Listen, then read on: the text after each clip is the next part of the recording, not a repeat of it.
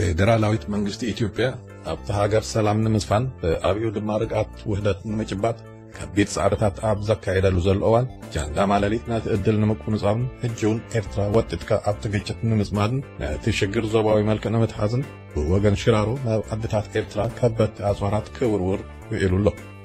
ንኤርትራ ክተጠቅዕ ምድንዳን ታሪክ ህዝቢ ኤርትራ ዘይምንባብ እዩ። ቅርጽም ኤርትራዊ እምኒ ኣረ ምዃኑ ገና ኣይፈለጡን። ኤርትራዊ ምግጣም እምርካ ምህፃር ምዃኑን ዝፈለጡ ኣይመስሉን። ከምቲ ፕሬዝዳንት ኢሳያስ ኣፈወርቂ ኣብ ቃለ መሕተቱ ብሰፊሕ ዝገለጾ ኩናት ውፅኢት ጌጋ ፖለቲካዊ ቅማር እዩ። ኩናት ማለት ሓደ ወገን ብርቡፅ ኣእምሮ ተገዚኡ ዝልክሶ ሓዊ እዩ። ዝሓለፈ ሓደ ዓመት ዝረኣናዮ ኩናት ድማ ርቡፅ ኩናት ኣእምሮ ጃንዳ ማለሊት ዘበገሶ ወታደራዊ እንደራዩ ነይሩ። ኣብዚ ከይተሓፅረሎም ድማ ኣፈኛ ጃንዳ ማለሊት ኣብ ገጻት ትዊተር ኣብ ዘውፅኦ ጽሑፍ ኤርትራ ኣብ ልዕሊ ሰራዊት ትግራይ መጥቃዕቲ ከም ዝፈጸመት ገሊጹሎ። ሮይተርስን ከምቲ ኩሉ እትገብሮ ነቲ ብጌታቸው ረዳ ዝወፀ ጽሑፍ ቃል በቃሉ ብምቅዳሕ ኤርትራ ኣብ ልዕሊ ሰራዊት ትግራይ መጥቃዕቲ ከም ዝገበረት ጽሒፍ ኣላ። እንተኾነ ከምቲ ተደጋጊሙ ዝተረኣየ ራህቲ ጃንዳ ማለሊት ኤርትራ ኣብ ግጭት ኢትዮጵያ ንምጽማድ ነቱክታኹ ቀጺሎም ኣለዉ።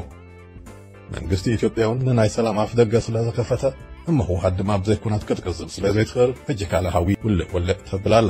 ምዕራባውያን ነቲ ግዳይ ኣብ ክንዲ ምኹናን ኤርትራ ግብረ መልሲ ክትህብ እሞ ዳሕራይ ንኤርትራ ተሓታቲት ምግባር እዮም። ከምዚ ንሪኦም ንሰምዖን ዘለና ላዕልን ታሕትን ዝጓዩ ዘለዉ። ኤርትራ እውን ንነብሳ ንምክልካል እትወስዶ ስጉምቲ ንዝኾነ ፍቃድ እትሃተሉ ምክንያት ወላሓንቲ የለን። ኣብ ደገ ዘሎ ኤርትራዊ ሕጂ እውን ከም ቀደሙ ኢድን ጓንትን ብምዃን ብሓደ ህርመት ኣብ ጎኒ መንግስትን ሰራዊትን ደው ኢሉ ኣብ ትዊተር ይኹን ኣብ ካልእ መዳያት ብዘይወዓል ህደር ክመክት ጥራዩ ዘለዎ። ኤርትራ ከጥቅዕ ምድንዳን ታሪክ ህዝቢ ኤርትራ ዘይምንባብ እዩ።